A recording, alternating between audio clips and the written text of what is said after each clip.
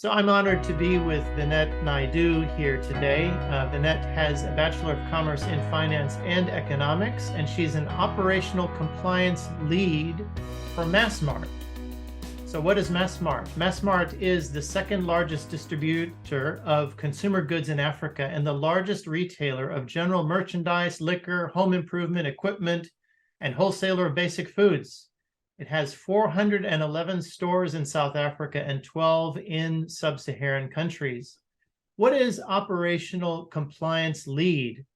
So Vanett is responsible for licensing and permits centralization, in other words, compliance, on 400 facilities. That's her role. She's dealing with 200 associates in that capacity in the area of finance facility management for the group, for the Massmart group.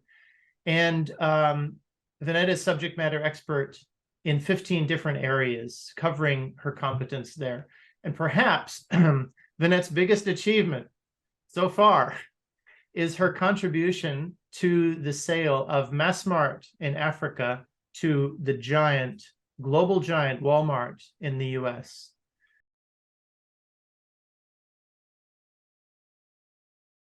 I have a degree in a Bachelor of Commerce with majoring in finance and economics.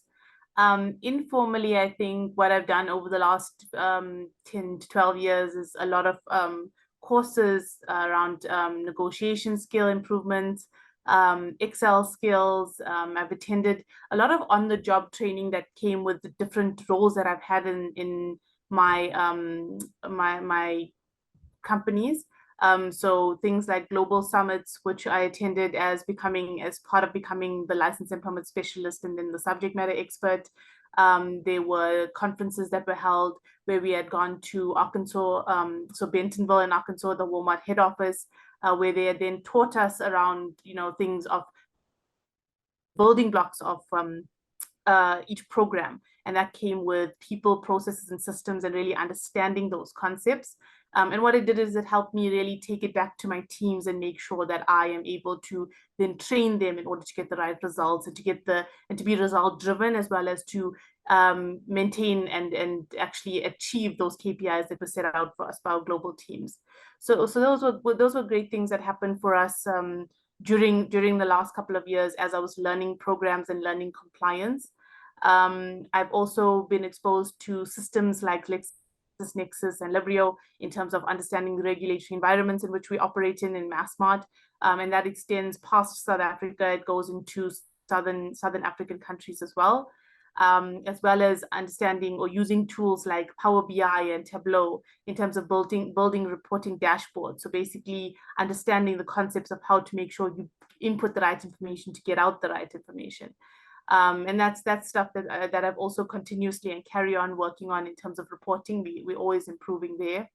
From a selection perspective, I've been selected for numerous programs over my time at Massmart, starting with the management development program with Tower Stone, and then kind of going into things like personal mastery, where the concept of what, how, and why really kind of helped me get to where I am right now from a managerial perspective, again, from training teams, from really questioning from the ground up what needs to be done, why it needs to be done first to get to that what.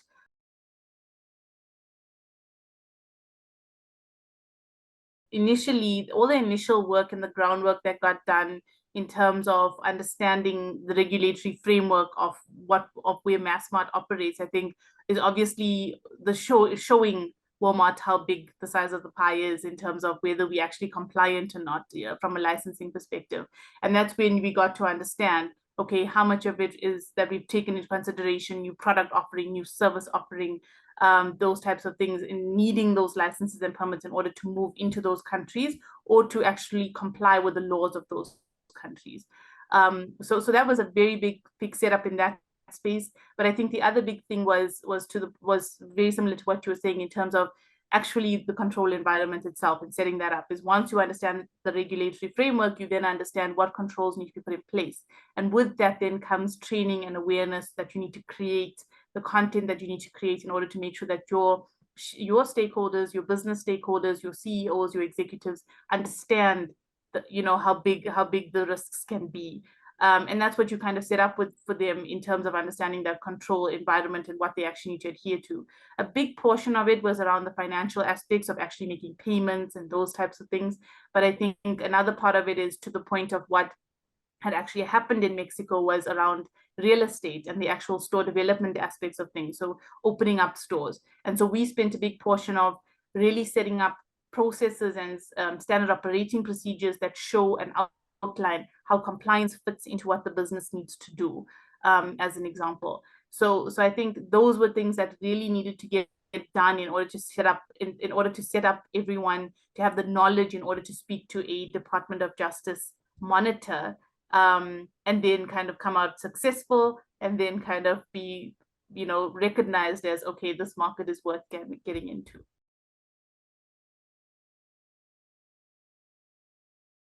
Any role that you do in a managerial position, you're going to find that, because you're going to might butt heads with people and you might not find that everybody's on the page of where or the direction of where you need to go, because there's always something important in the role or the capacity that you all play.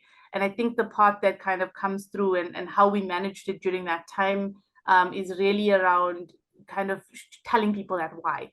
I think it was kind of going back to really explaining, this is what's happened, this is why we need to do what we need to do, and this is what's going, and this is the how, right? This is how we're going to end up doing it. So I go back to the principles of the why, the how, and the what. And I think that's ultimately, if you sell the why, that's ultimately how you get to influence others in terms of buying into what you need to kind of get to. Because if people can understand where you're coming from, even as as a colleague or as somebody that's a report to you, I think either way people need to understand it. Even a CEO would need to understand where you're coming from in that regard. And this kind of brings me into the current role that I'm in as operational compliance lead, because that's majority of my day, in terms of making sure that that's kind of practice. So coming out of just the license and permit space, I think what I've managed to do is it set up such a great foundation for me in terms of that business engagement and that stakeholder engagement, and actually getting people to trust me in earning that trust in terms of showing people why I'm doing what I'm doing, and then getting that respect and earning that trust over that time. And it set me up in terms of all of the other areas that I now look at for all of the business units. So this operational compliance lead role was set up in 2020, and I had actually been promoted to it in terms of my ability to build those relationships. Because ultimately what this role is being the one point of contact for executive and executive committee leadership. And it allows them to understand all subject matter area needs with one person or one kind of touch point. And it enables me to bridge the gap between what compliance does and what the business does, and how we bring that together strategically.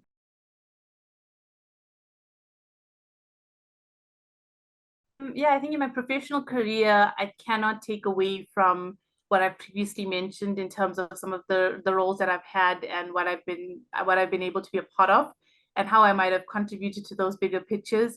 So I think 100% is one of the big things that I kind of take as a win, is that Walmart buyout. That was a deal worth about 6.4 billion. And so I think, being a part of making that happen, or being part of the foundation, or part of that building block that makes it happen as being a compliant company was quite a big win. And to set up a lot of those foundational elements of what our business carries on to practice today, will always be something I'll be proud of, because that's part of the rationale of why they have seen us as a non-corrupt, good practice business that they would want to buy out and invest in. So that's one of the big ones. Definitely the Department of Justice in engagement and working on that project to get us over the line, being a part of setting up everyone or every stakeholder and my team to prepare to actually get us through those interviews. Again, very foundational, very much in the space of where not being singled out as a market in that review or in that newspaper article, where Massmart Africa is part of the problem, was quite a nice thing to learn about. And then reducing that fine or that settlement amount from what it was initially estimated to be over $1 billion to being about $282 million, all of those things and those big results that came out of those and those big savings would always be things that I think I'd be proud of in terms of being a contributing factor to why those basics and those processes were set up in order to get there and in order to be viewed that way. And I think in the most recent years, me having this role, I think I was very lucky to have a lot of that set up, and to the point that you made earlier, it's how I got from role to role to set myself up to where I am now. Because to work on something like a merger or acquisition or divestment was really something new to me, and I got so much of exposure out of it to even understand other retailers within South Africa and how our competition commission works within the country and how it's regulated, and really understand competition law and the antitrust practices. And so that sale kind of going through that 1.36 million New Zealand dollars, that was a massive deal to me because I worked, very hard over the last 2 years to make sure that that CEO was kept abreast of how I'm meeting those conditions precedent.